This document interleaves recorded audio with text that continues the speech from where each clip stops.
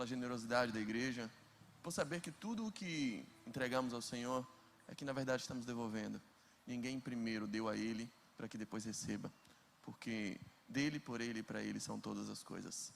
Pai, te adoramos, bendizemos o Teu nome, te glorificamos pela Tua graça, a graça que enche o nosso celeiro, que enche o nosso coração, a graça que abastece a nossa casa, a graça que não nos deixa estar em mendicância, não nos deixa em miséria. É a Tua graça, tudo vem de Ti. E obrigado pela oportunidade de cooperar, de colaborar com a obra que é Tua. Obrigado pelo privilégio de estarmos juntos nessa. Obrigado pela honra de ser Tua igreja. Assim nós te louvamos e pedimos que o Senhor continue generosamente tendo misericórdia do Teu povo, abençoando nossas finanças e nos dando cada vez mais recursos para que sejamos frutíferos na Tua obra. Em nome de Jesus. Amém. Meus amados, eu hoje tive um imenso privilégio aqui, imenso prazer. Pela primeira vez coincidiu de conseguir dar um abraço no querido irmão Jorge Augusto, que tinha uma habilidade fenomenal de estufar redes na Fonte Nova e humilhar o time vice-campeão brasileiro de 93 e lançar beijos à torcida adversária. Rendeu-lhe o carinhoso apelido de Beijoca. É uma grande honra, meu irmão, te conhecer e poder te dar um abraço, tê-lo aqui conosco.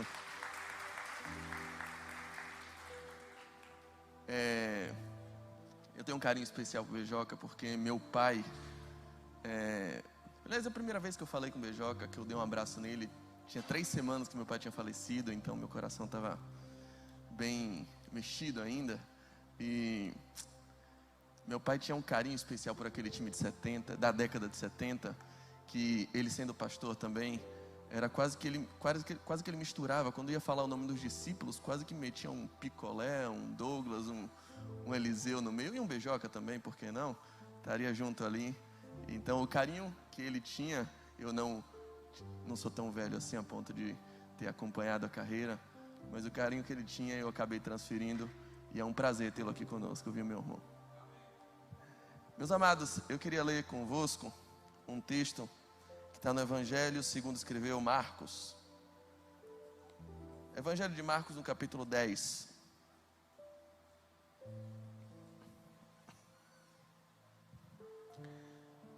Marcos capítulo 10, no verso 46 em diante.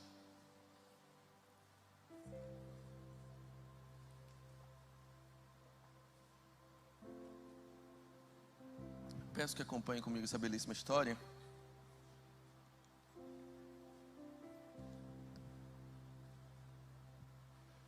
Um dos mais emblemáticos milagres operados por Jesus, a cura do cego de Jericó, conhecido pelo nome de Bartimeu, segundo o relato de Marcos.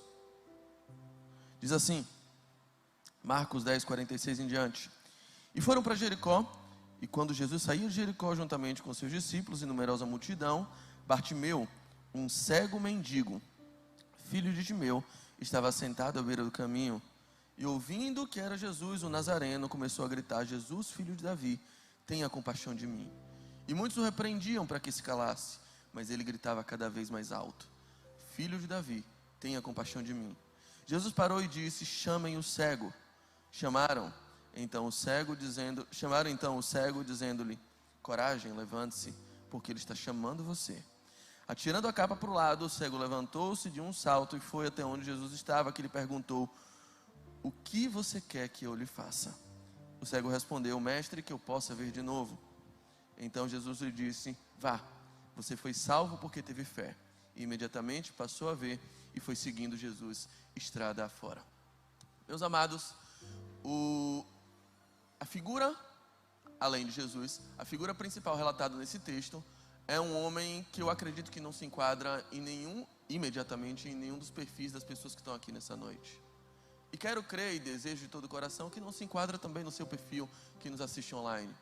A gente está falando de um cego, de um homem há muito tempo, ele não era cego de nascença porque tornou a ver de novo.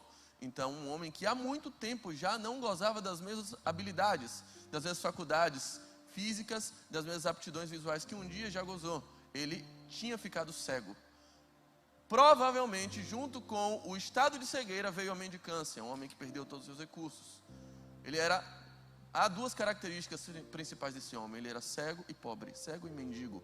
Ele era cego e famélico. Ele dependia de ajudas, ele dependia de misericórdia, ele dependia de esmolas, para que tivesse o mínimo para o seu sustento.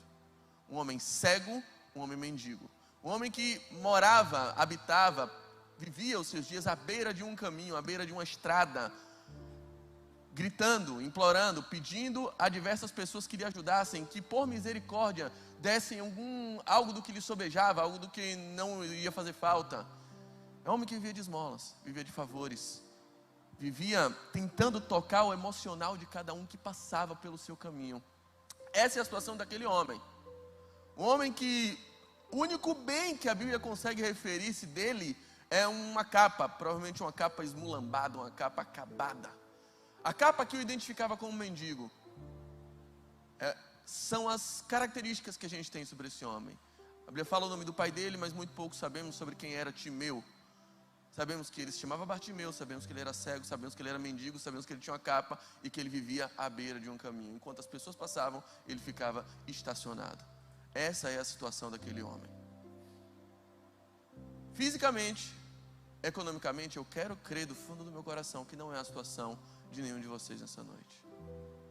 Eu não estou falando para pessoas cegas, eu não estou falando para pessoas em estado de mendicância, eu não estou falando para famélicos, eu não estou falando para pessoas que dependem de favores e de esmolas de pessoas que passam pelo caminho cujo qual você se encontra à beira e que precisam jogar uma moeda para que você tenha o mínimo para a sua subsistência durante um dia.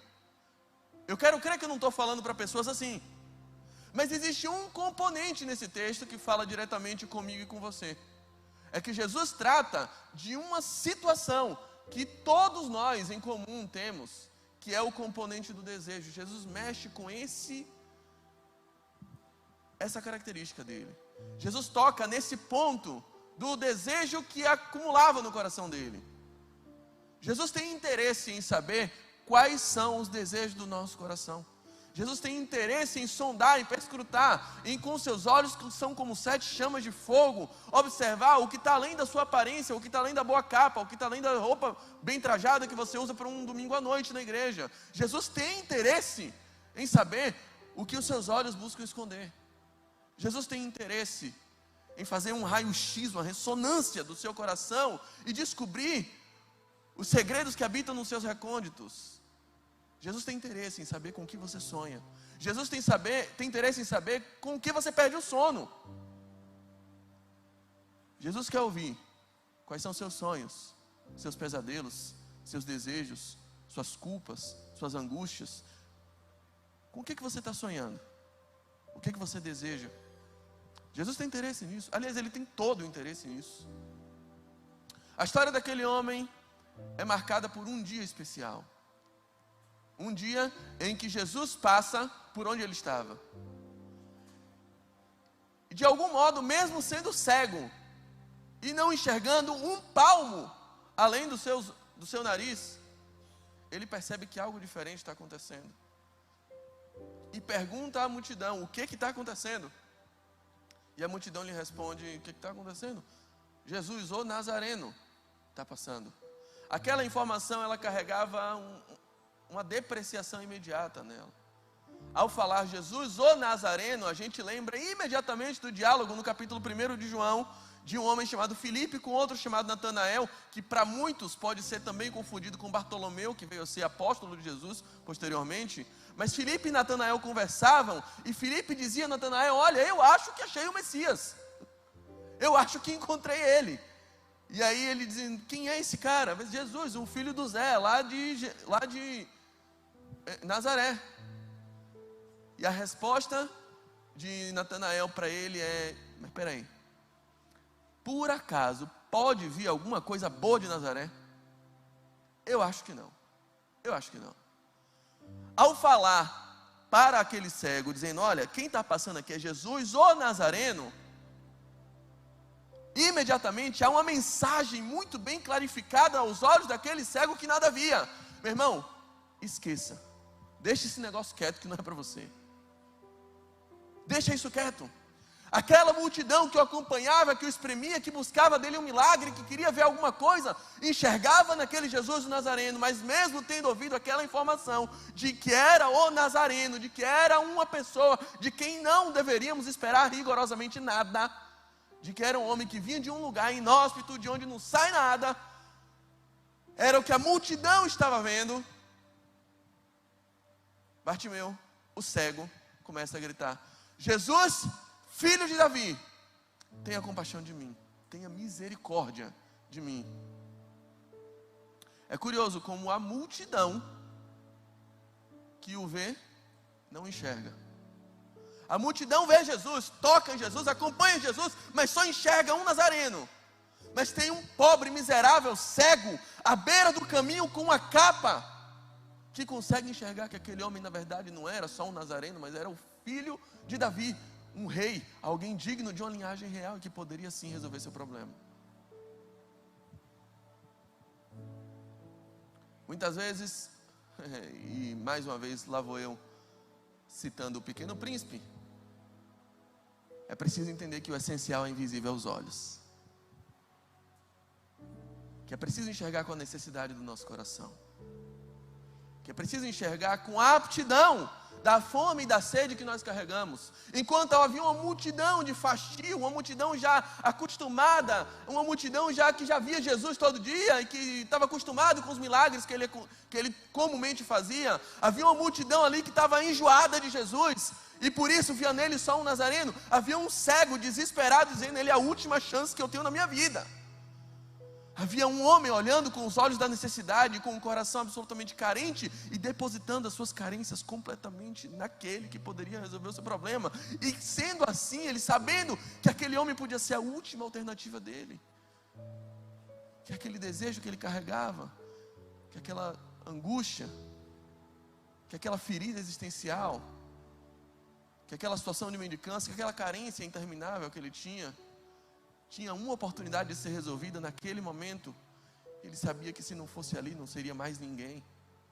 Aquele homem começa a gritar: Nazareno é para você, querido. Para mim ele é um rei. Nazareno é para você.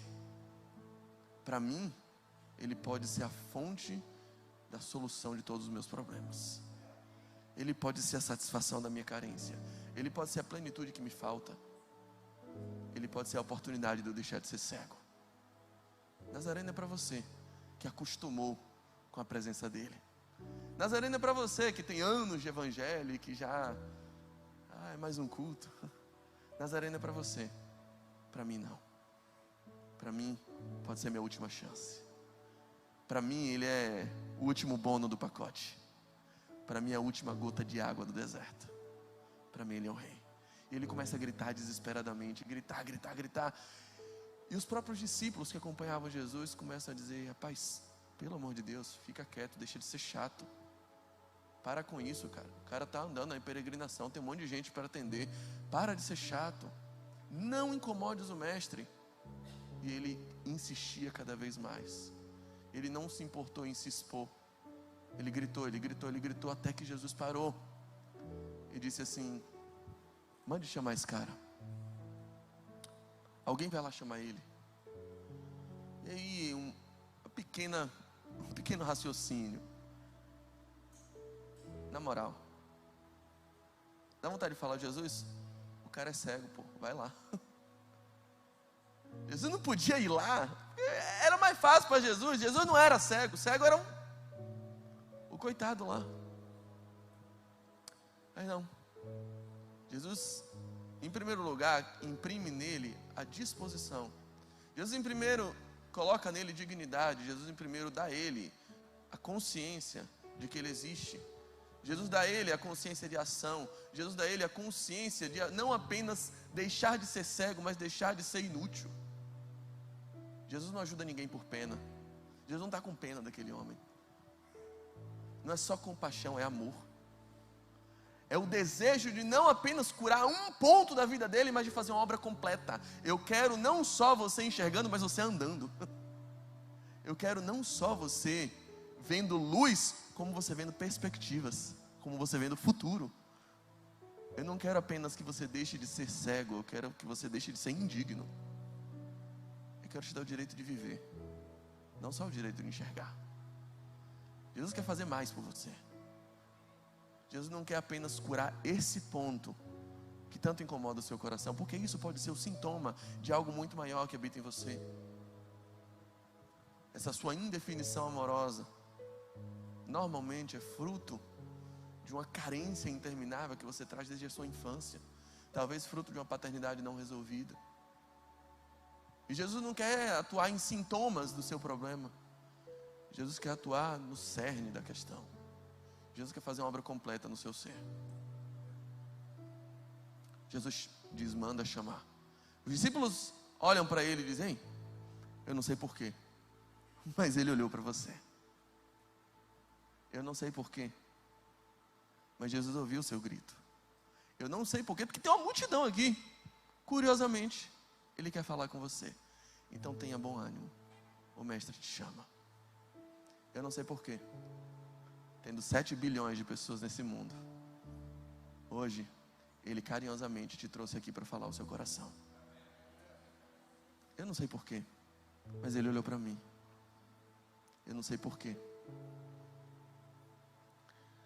mas na beira do caminho da mendicância em que eu e você um dia nos encontramos, mendigando amor, mendigando atenção, mendigando oportunidades, mendigando portas abertas, há um rei que ouviu o seu clamor, que ouviu o seu grito, que colheu suas lágrimas desesperadas, te trouxe aqui e disse, tem bom ânimo, hoje ele quer falar com você. Hoje ele quer tocar em seu coração. Hoje ele quer ter uma conversa em que pode tocar em pontos que você jamais foi tocado. Tem bom ânimo, o mestre está te chamando. Jesus quer falar com você, tenha bom ânimo. Tenha bom ânimo, você que há muito tempo não escuta a voz dele. Tenha bom ânimo e tenha perseverança e creia e acredite. E tenha confiança e tenha fé que a voz dele, que talvez tenha ecoado no seu coração há 10 anos atrás, e que talvez você nunca tenha ouvido, essa voz pode hoje abrir os seus olhos de forma definitiva, para que você passe a contemplar o tamanho do Deus e o tamanho do amor desse Deus pela sua vida. Tenha bom ânimo, ele quer falar com você. Aquele homem levanta e vai até Jesus. E aquele diálogo de Jesus com ele, eu mencionei ele alguns dias atrás, enquanto ministrava aqui, e eu usei uma expressão que deu uma certa polêmica na internet. Eu disse que Jesus faz para aquele cego uma pergunta cretina.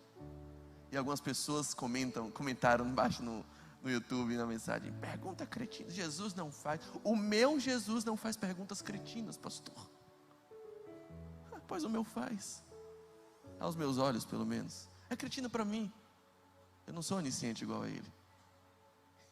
E eu carrego muita cretinice em mim.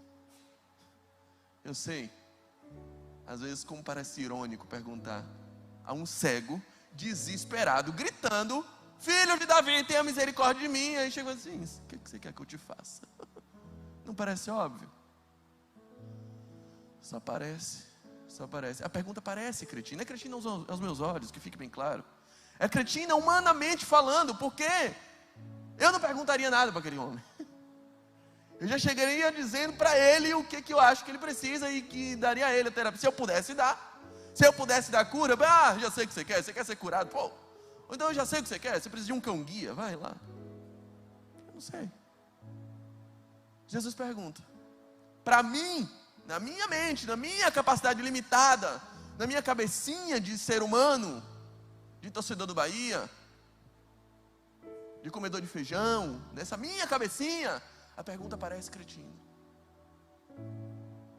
Para Jesus não, porque Jesus não queria só curar a cegueira daquele homem. Jesus queria agir na alma dele, Jesus queria agir na integridade, na plenitude. Jesus queria conferir dignidade àquele homem. Jesus queria curar o coração daquele homem de uma forma completa e irremediável, para que não só ele não voltasse a ser cego, mas para que ele não voltasse a ser indigno na sua vida. Então Jesus pergunta, o que você quer? O que você quer? A gente sempre fala que esse é um dos grandes postulados, por exemplo, do mercado solidário. Antigamente o trabalho de assistência social aqui da igreja era a distribuição de cesta básica. Por que se parou de distribuir cesta básica? Porque com o mercado solidário, a pessoa pode chegar aqui e dizer o que ela quer. Porque antes ela não tinha direito de querer, ela só tinha direito de aceitar. Até hoje, quando a gente encontra uma pessoa em situação de miserabilidade, precisando em situação de rua, aí se você oferece a ela assim um sanduíche, ó, toma aqui esse sanduíche. Qual é a sua reação quando aquela pessoa, aquele mendigo, diz para você assim: eu não gosto de sanduíche? Qual é o sentimento do seu coração quando ele diz isso? Se ele disser isso, você vai pensar alguém? Folgado, man, ainda acha? Folgado. É esse o pensamento imediato. Porque a gente acostumou que mendigo não tem direito de querer. Mendigo não quer. Mendigo não gosta. Mendigo aceita. Curiosamente, eu não sei se vocês sabem, mas não existe nenhuma abelha operária que tem sonho de ser rainha. A abelha não sonha. Vocês sabiam que o ser humano é o único animal que faz sexo fora do cio? O ser humano tem o direito de escolher quando quer fazer sexo, quando quer ter relação íntima.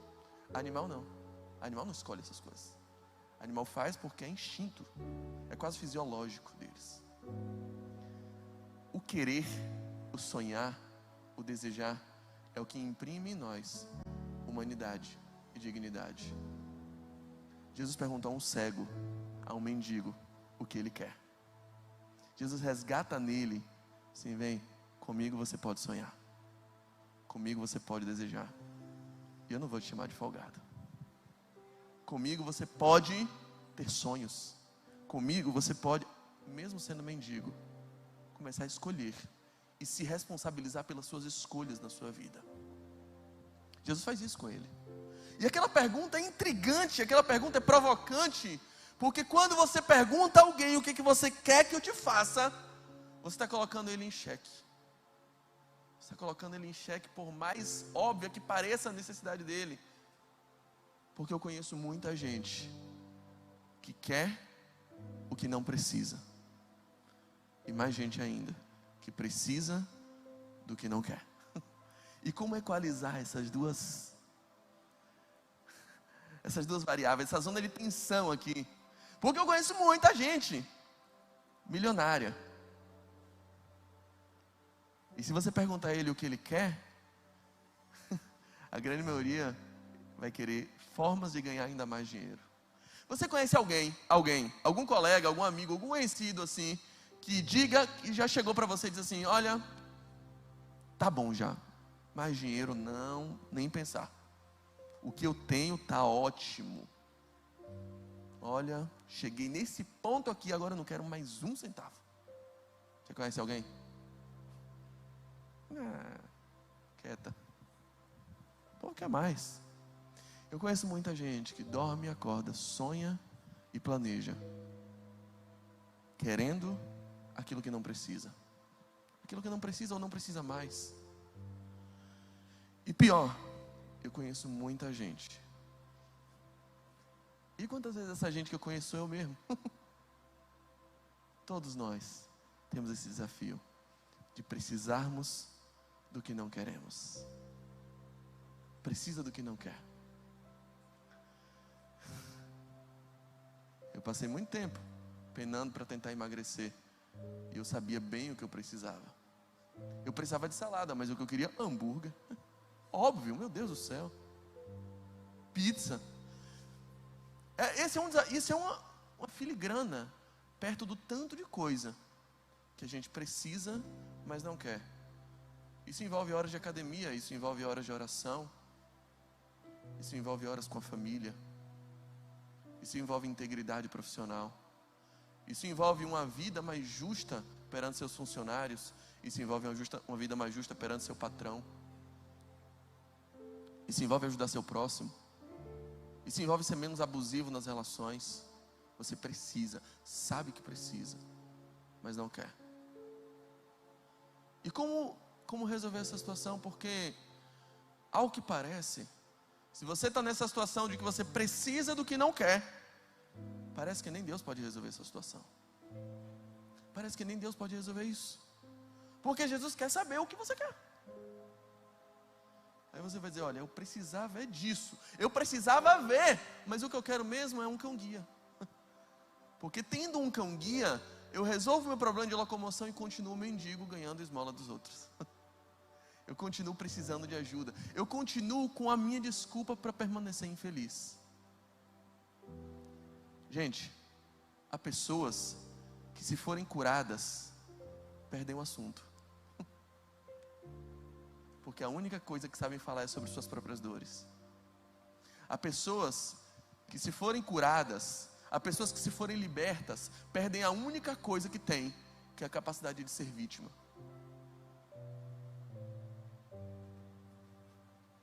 Certa feita eu assisti um filme chamado Querido Estranho.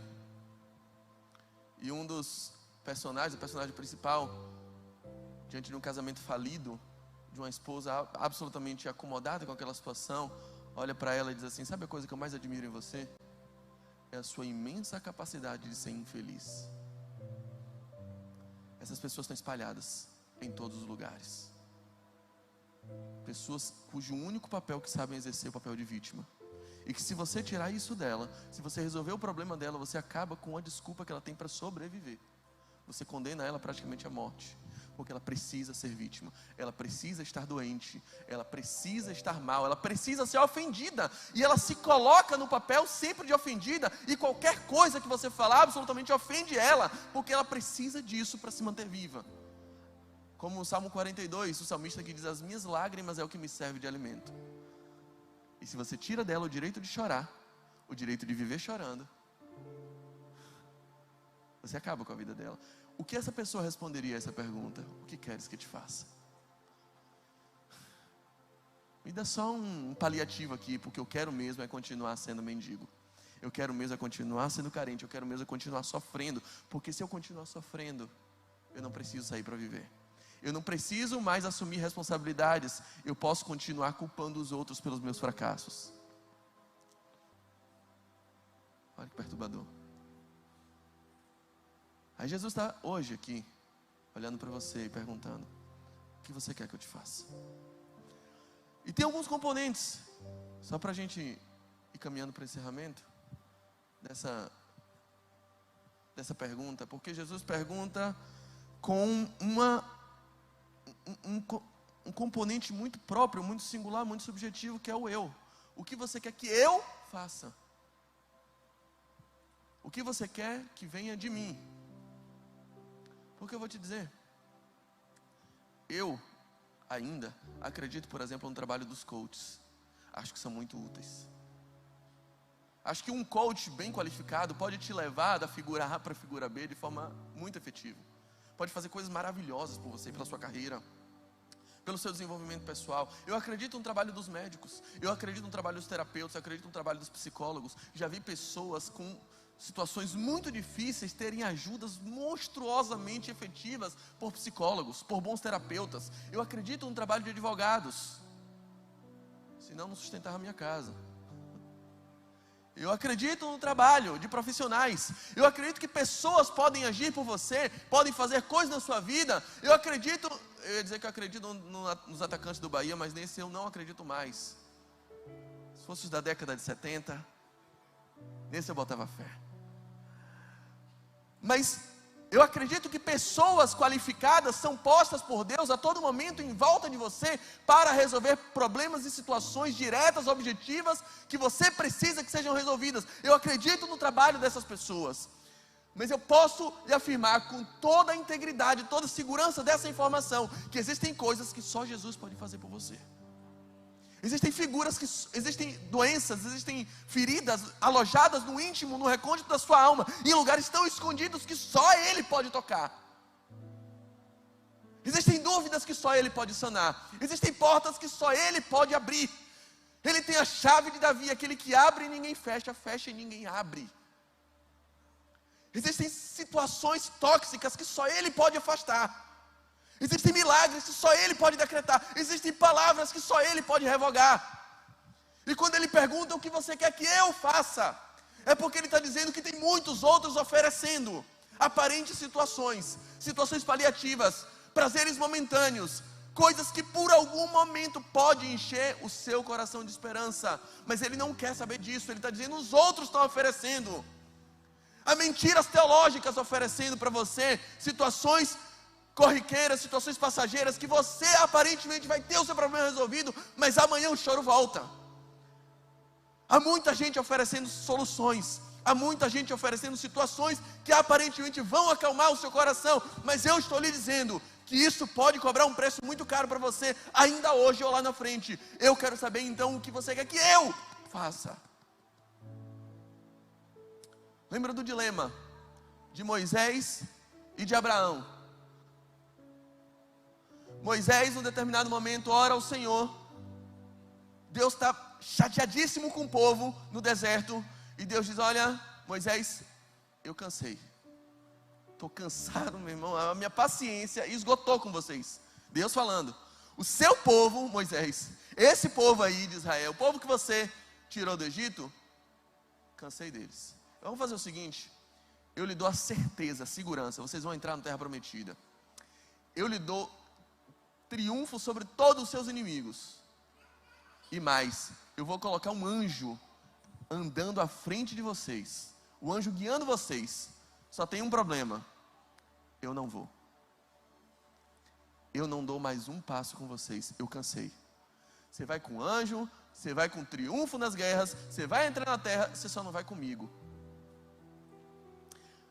Mas veja qual foi a proposta de Deus para Abrão. Ele diz: Abrão, sai da tua terra, sai da tua parentela, não leva nada. Para onde? Depois te mostro. Prometo nada. Vai sem nada. Deixa os parentes, deixa todo mundo aí. E vai ter um porém: eu vou contigo. Olha o que era essa dicotomia de propostas. Para Abrão, ele está dizendo assim: Abrão, topa um rolê, é nada comigo. Para Moisés ele diz: Moisés, topa um rolê, é tudo, te dou tudo, sem mim. E aí, o que você diria? Sucesso profissional, casamento bem sucedido, carro novo. Você que é torcedor do Vitória, um título brasileiro, imagina? Sempre sonhou com isso, confesse, safado. Aí ele diz: mas eu não vou contigo. Abraão não pensa duas vezes, ele levanta e sai. Bora? Nada, mas contigo? Se eu tenho o Senhor, eu tenho tudo. O Senhor é meu pastor, de nada tenho falta. Já tenho tudo. Para Moisés, é o quê? Tudo, mas o Senhor não vai? É o seguinte: se o Senhor não vai, eu não vou e não vai ninguém. Não daremos um passo se a tua presença não for conosco. A pergunta do Senhor é: o que você quer que Ele faça? Porque tem muita gente fazendo, tem muita gente oferecendo, mas ela também tem uma outra pegadinha. Por quê? Às vezes a gente vai num culto, às vezes a gente ouve a palavra, a gente lê a Bíblia, a gente reflete sobre o amor de Deus, sobre o que Deus pode fazer, sobre os seus milagres, sobre os seus feitos, e a gente vai mapeando a família, vai fazendo aquela constelação familiar na mente, e vai pensando no que cada um precisa, na cura que a tia fulana precisa, na bênção que o primo ali precisa, e a tia fulana que precisa emagrecer, e você já mapeou todo mundo, e você sabe o que todo mundo precisa, e todo mundo que deveria estar aqui ouvindo essa mensagem agora: fulano não devia, ele devia estar aqui, precisa tanto ouvir. Você sabe o que todo mundo precisa, mas a pergunta de Jesus hoje é: o que queres que eu te faça? E você? O que resolveria hoje essa vontade louca que você tem de pecar o tempo todo? O que hoje seria uma solução e não mais um paliativo? O que hoje te deixaria tranquilo para enfrentar todos esses medos que você tem acerca do seu futuro, e amanhã começar uma semana de pé e de cabeça erguida na presença dEle, fortalecido pelo poder dEle? O que hoje te faria ser uma pessoa efetivamente plena e não tão carente, não tão desesperada? O que hoje faria você deixar de ser esse mendigo espiritual? O que hoje pode vir da mão do Senhor que vai fazer você deixar de ser tão infeliz? e para você. Para você, a gente volta para o primeiro desafio. Porque no fundo eu sei, você quer ser feliz. Você quer largar o pecado. Você quer fazer o que é certo. Você quer fazer o que você precisa. Você quer agir da forma certa. Mas olhando para aquele seu pecadinho, para aquela árvore que você volta e meia come o fruto dela, a grande verdade é que você gosta da árvore, é que você gosta do fruto. Você quer não fazer, mas você gosta de fazer. E como é que a gente resolve isso? Se é tão bom aquilo que você sabe que está lhe matando, se é tão gostoso aquele fruto envenenado que você come todo dia, aí a nossa oração única, a única possibilidade é jogar limpo, é dizer: Senhor, a grande verdade é que eu não quero, mas eu quero querer. Eu quero querer.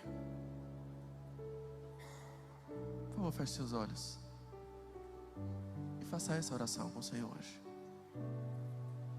A oração de quem quer querer, de quem precisa de um outro coração, de quem precisa desejar o que é desejável para Deus, de quem precisa querer a mesma coisa que Ele quer para você, de quem precisa alinhar o que quer e o que precisa, de quem desesperadamente hoje precisa sair desse limbo da escravidão dos próprios desejos e alinhar o desejo do seu coração com o desejo do coração do seu Pai. Porque a gente sabe o quanto o pecado nos atrai, e não dá para pregar com hipocrisia, não dá para pregar com irresponsabilidade e com falta de humanidade. Não pense você que pastor também não tem crises, até crise de fé. Não pense você que os irmãos que cantam aqui estão imunes às tentações diárias. Não pense você que tem algum super-homem aqui. Não pense você que tem algum super-herói. Não pense você que Jesus também não foi tentado. Não pense você que um dia Jesus não teve com sua alma angustiada até a morte a ponto de pedir oração para os seus próprios apóstolos. Não pense você que Elias um dia não disse: Deus me mata porque eu estou cansado e eu não sou melhor do que meus pais. Não pense você que um dia Davi não orou consciente do próprio pecado, do próprio erro, da própria pequenez, dizendo: ó Senhor, só não retires de mim meu espírito, eu me aborreço como homem ou como verme que sou. Não pense você que o próprio Paulo, o apóstolo Paulo, não esmurrava o próprio corpo, lutando contra crises existenciais e crises pecaminosas que tinha. Não pense você que Paulo não tinha um espinho na carne, que era como se fosse um mensageiro de Satanás, permitido por Deus para vir esbofetear ele, encher a cara dele de tapa todas as vezes que ele pensava em se gloriar em qualquer um dos seus feitos. Não pense você que esse desafio é só seu. Não. Nem sempre a gente quer o que a gente precisa. E se você hoje não deseja aquilo que você precisa, se você hoje não consegue, se você não consegue levantar e dar esse passo, a única oração que resta para mim e para você é jogar limpo com Deus e dizer: Senhor, eu não quero, eu ainda não quero, mas eu quero querer. Deus não promete só curas físicas. A bênção de Deus não promete apenas abrir portas profissionais. A bênção de Deus é a restauração de uma nova aliança, que Ele escreve por meio de Ezequiel, dizendo: e eu lhes darei um novo coração, eu lhes darei novas vontades, eu lhes darei novos desejos, eu lhes darei novas prioridades, eu lhes darei novas inclinações, eu lhes darei novas aspirações, eu lhes darei novos sonhos, eu lhes darei um novo coração, uma nova mentalidade. Paulo diz: mas nós temos a mente de Cristo. Ele quer te dar esse poder, Ele quer te dar essa autoridade de querer o que precisa. Schopenhauer já disse que o homem é livre para querer, ele só não é livre para querer o que quer. E aí, se o Filho do Homem os libertar, verdadeiramente sereis livres. Faça essa oração. Ele olhou para você. Tem bom ânimo. Jesus quer falar com você nessa noite.